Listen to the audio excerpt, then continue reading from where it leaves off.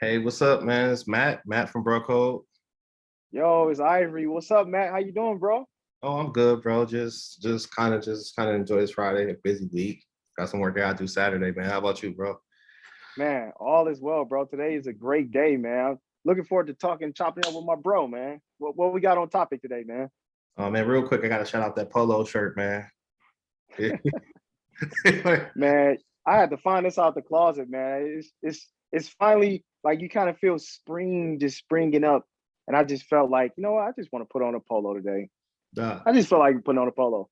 No, that's cool, bro. And real quick, I'll probably talk about this in another video. If you see me in these videos and I wear the same black shirt, I'm a minimalist. I wear the same stuff every day. I got like multiple black shirts that look the same. So if you watching this video, like, man, my man Matt always got the same clothes on. Did you do shoot the videos in one day? I'll talk about that in a later video. Man, but one thing we want to talk about, man, like you ever have a situation, Ivo, bro, where you like, man, like no matter how much you support another dude, man, they just don't support you back. Man, I know that firsthand and first, I mean, we've experienced these moments so many times. I would say yes. I would say yes. I mean, we got horror stories. I'm sure you got some stories to tell. I definitely got stories, where you thought that, man, this is the main guy. I know if I don't get no support from no guy, this is gonna be the guy that's gonna support me. And they don't even show up in the clutch. So I'm sure you got stories like that to tell. I'm sure the audience got stories like Yeah. that to tell, and I definitely got stories like that to tell, bro. So let's get to it, man. Yeah, and before we start with that, the one thing I would say too is that, one thing we want to say is that, sometimes it might be some stuff you have to brush up on. You should definitely listen to critiques, but a lot of times it has nothing to do with you, right? Because even issues with brotherhood or issues between, it could be resolved, with conversations, man. So today we're going to talk about the 3 reasons why you don't get a lot of support from other brothers, why other guys don't support you. And this is not about you as a person. We think that sometimes this is a cultural issue, it's an environmental issue. People just really they weren't taught to do these things, So, we start, it's the top 3 reasons why other guys, don't support you. The first one I'll start off with is because you're a reflection. I'll let Ivory talk about that a little bit because I know he always is pretty good with this, but reason number one, you're a reflection. Can you explain, Ivory, what that means? Yeah, what I mean by a reflection, you see the guy who maybe he got chiseled. And I'm not talking about myself because I got my fitness. I got to still work on my fitness. But you see the brother coming out the gym and he's ripped up. He got the muscles. The girls like him. He seemed like a charismatic dude.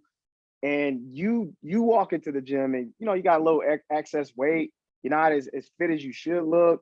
You don't have that type of swag. You might start feeling some type of way about him.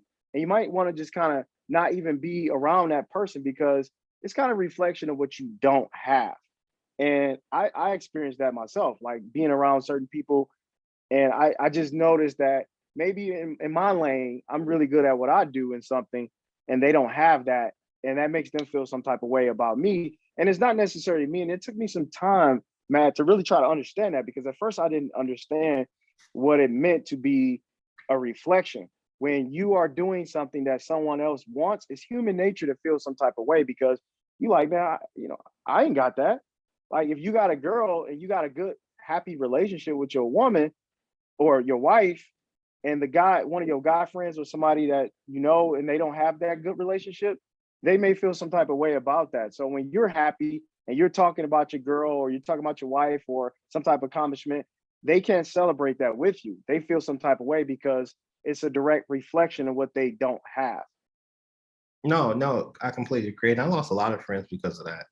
And especially if you come from a background where, you didn't really have a lot, some of your friends coming up, you don't see that a lot. You don't see that a lot. And like I said, it can be as subtle as just somebody working out, it could be career choices, and then to be honest, this is also this doesn't just occur just because one person's successful and the other person's not. Like you can have 2 people who are successful, the other person can still feel that way. So maybe you all are both successful, but you're more yourself, you're more free, and the other person doesn't feel that way. They feel some type of way about that. So so just kind of keep that in mind. And one thing about it, like if you come into that situation, you can't be around those people. That's just my take. I mean, how would you deal with that, Ivory? Yeah, I think they're always going to try to sabotage you, especially if that person is unaware.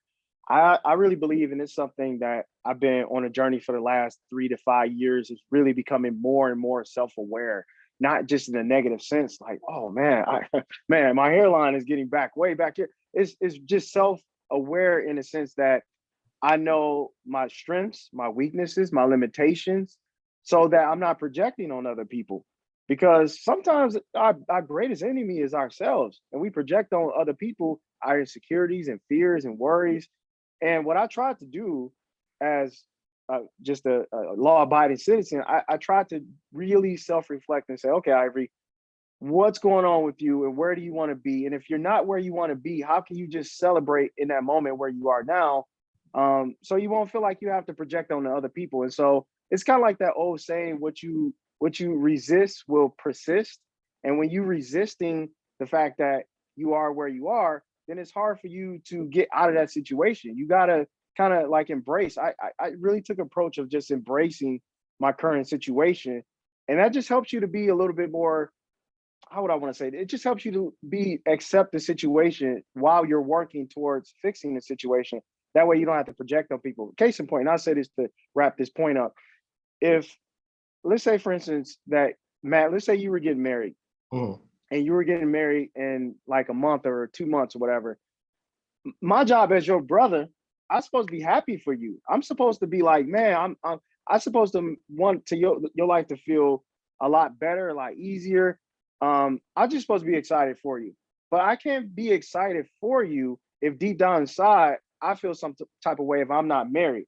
And I've had relationships in the past and I feel some type of way because I've been hurt or disappointed or broke, the relationship just dissolved. I Mhm. might feel some type of way. So I have to be self-aware to know, like, hey, I feel some type of way about this. So Yeah. I can't project on my homeboy and try to avoid him because he's getting married, he's happy, he's excited. I have to be able to check that. And I think that's a key thing is self-awareness. No, I completely agree, man. And getting to the second one is that a lot of these dudes got lone wolf syndrome, bro. Like I call it lone wolf syndrome. It's like you ever been out with a group of dudes, man, and the one dude just seemed, want to participate. You know what I'm saying? And you're like, hey man, it's five of us hanging out, man. You want to come? Oh man, I don't even mess with other guys like that, bro.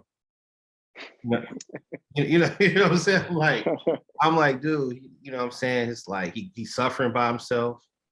He's like, man, all I got is myself. And Hey, then with give me an example, bro. Like what was your experience with that? Like how did you, what was the latest experience you had with a lone wolf syndrome type brother? Lonewolf Syndrome type dude, man. What's the latest experience? Like I had somebody hit me up, was like, hey man, I could use your help doing something for me. I ain't heard from this dude in years. And I know like he was sometimes he have a hard time being around other groups of men. And it's like when you and then what happened with those kind of guys is that when they're around other groups of men, they're going to do a lot of things that won't make sense. Like they're going to like they're gonna be sizing other guys up for no reason, right? They're going to be comparing themselves to other guys. They're going to be unnecessarily distrustful of other guys, and they just won't really know how to connect. But when the women coming around, oh, these dudes is these two. You know what I'm saying? These traits they're going to be antisocial a lot of times. They're going to have a hard time having real conversations with them. They're not going to really be open to what you're doing. So I think this long wolf syndrome, you kind of watch, you kind of pay attention to that. A lot of times, a lot of us, I can be like that sometimes, but it's really something you can't really build brotherhood with those kind of guys because at any given moment they can sabotage the group, just doing their own damn thing. Yeah, yeah. You know, I agree with you with everything you said, and I even added to a point where I think of like a brother, like one of my favorite basketball players, Kyrie Irving. Like he when you mention that, it just makes me think of Oh, yeah, a guy like Kyrie Irving. yeah, yeah, And not to knock the brother, because I think I really like Kyrie, but Kyrie just seemed like he in his own little world. yep, Yeah, KD's his boy. Yeah, that's probably why James Harden probably left too, because he couldn't deal with some of the stuff. It just seemed like it's all about the Kyrie show. And I think part of that is just narcissism yep. and with the lone wolf syndrome, I think a little bit of his narcissism, fear. They've been burned before, maybe they've been burned before, and they're like, you know what? I'd just rather go alone and just kind of do this thing. But I just don't think that's a good approach. I think the better approach, if I was a lone wolf type brother sitting on the couch on a Friday night and I don't have any friends and I'm watching ESPN, watching a basketball game, I would say to myself, it goes back to our original point. I would say, okay, being self-aware, like, wait a minute, man, I'm 30 years old, I'm 40 years old, 25 years old, I don't have any friends. I would have to be able to first understand that, okay, this is a big world out here. It's not just me or the people that was previously in my life that did me wrong. I need to go out here and connect with the right type of people that I need to be around. And if you're a lone wolf type brother, I just think it's not like Matt said. I don't think that's a good strategy for a long term to build brotherhood, because you can sabotage things, like you said. Yeah, nigga, kind of closing that point out. Is anybody watch? If you ever watch those apocalypse movies, the zombie movies? I will. Yeah. You always You got talking that about like what call it not what's that? I Walking forgot the Dead. name of it. You know, Walking Dead, yeah. but you always got that dude, man, forget y'all, I'm going on my own. Then like the next episode, bro, or a few minutes later in the movie, you see him, man, he bitten up, he turned into a zombie, bro. They got him. You Ladies know and gentlemen, we got him. Yeah. I might edit that in here right now. Ladies and gentlemen, we got him. The zombie movies. I might cut to that right now when we're talking about that. It's the zombie movies. But anyway, yeah, man, that's what happens to those guys, man. Third thing and final thing is that they were never taught brotherhood, you know. So I mean, you play sports. If you get better at football, you got to play it. You got to practice it. Basketball, same thing with sports. Even sometimes when guys are trying to, as going up, in Detroit, going to high school, guys always trying to pick up women. It's something that they practice, you know. So I think a lot of times guys never practice or were taught good brotherhood. So sometimes their idea of brotherhood is completely off. So they may think, okay, man, I didn't come for your birthday, so what? You know what I'm saying? Like, so when you don't have a certain standard for brotherhood, guys just recreate brotherhood however they decide to do so. So the root, so you might support this guy, when a milestone hits in his life, but he doesn't return it. But in his mind, he doesn't have to. It's not something that registers with them. So I think that's one of they were never taught brotherhood. Like, I mean, we went to Detroit Acts last week. So a group of high school students, they were with their uncles and their dads. They had to be like 10, 15 deep by, would you say so? Yeah, they were pretty deep. They were pretty loud too. They were loud. They were talking junk towards each other. They were cheering each other on. They were practicing brotherhood as teenagers. So when you see a group of teenagers 4 or 5 deep hanging out with each other, laughing, just going out to eat, just doing certain things, just collectively, they're practicing brotherhood. They're learning to socialize with other men. Just like, you see animals learn how to socialize. Brothers, you have to learn how to connect with other guys, and you only get that from socializing. And it doesn't mean just doing it with sports, just socializing in regular circumstances, in regular situations. And a lot of guys were never taught that. Wow, that's a powerful point, man. I think you're right about that. So you're saying basically, and I agree, brotherhood is something that you practice, and you get better at it as you practice it. So you have to kind of do it, right? Yep. Exactly. I mean, I know you're not really a big hip hop fan, but I was watching an interview with Wiz Khalifa maybe a few weeks back, and one of his friends were saying, like, man, because Wiz Khalifa grew up in the military home, so he would kind of go off to himself and not communicate. When his friends was like, man, what the heck is you doing? And Wiz was like, oh man, I didn't realize I was doing that. Like, I try to be a little bit better, and that's how brotherhood works. Is that you get called out on stuff, and your bros call you out on stuff. I know you called me out on stuff before, and you talk those kind of things out, and then you just get a little bit better as time goes on. You build up the skill. Yeah. So you might say, okay, they learn how to, you build it up a little bit. Okay, hey, I know I might shut down, but I'll make it up to you. Hey man, I come out to my house. Let's go grab something to eat. So I think this is something that people learn. Yeah. No, I totally agree with that. I would just add to that, you have to be self-aware to get to that point though. Like you said, like with Wiz Khalifa, he was open enough to know, hey, you know what? Somebody challenged him first, and then he was open to receive that, not as a slight, but almost like, hey man, like, I'm trying to connect with you. I want to connect with you. And he was open enough and aware to say, you know what, man, I know I could be like that sometimes. Like you said, hey, I know I could be like that sometimes. And so I would just argue, and I would just say, I think if you want to be in brotherhood and you want to be in a put pack, because we call it the wolf pack, you have to be self-aware. Like you just have to be self-aware, and being self-aware is not always easy because you do see things that you necessarily don't like, but it's going to help you and allow you to see, excuse me, some of your blind spots. No, exactly. And one thing I would say too, like if you don't really have a good set of brothers, if you got some coworkers, even if they're, some different guys that you normally wouldn't hang out with, but they hang out with each other, just hang out with them one time. Even if they're not your brothers or you may not connect with them as much, just go there and observe. You will learn a lot. You'll say, okay, hey, oh no, this guy's cool. Oh, he got his job because of this person. So, it's kind of like going to visit the Patriots, if you play for the Lions. Like, you're gonna go there and kind of see how they run stuff, see how other guys and other groups of guys connect, even if it's not going to be a group that you're going to connect with. Go down and you will learn a lot of pointers. You will learn a lot of things. So it give you an idea of what characteristics to look for. Like, hey, how long have you known each other? Oh man, we know each other since middle school. Or this dude was the best man at my wedding. Like, you kind of get those stories. Oh man, I got my first contract because of him.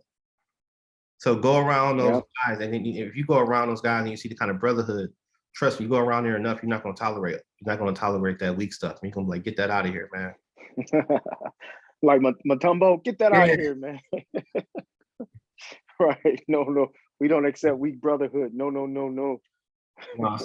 So to close it out, man, just the three things, just to recap, man. One thing you want to make sure that when other guys don't really want to be around you, typically you're a reflection, for one. Second thing is they might have Lonewolf Syndrome. And the third, they were never taught brotherhood. So just kind of keep that in mind, so keep that in mind. And so hopefully you don't take these things so personally. Wow, man. I agree, bro.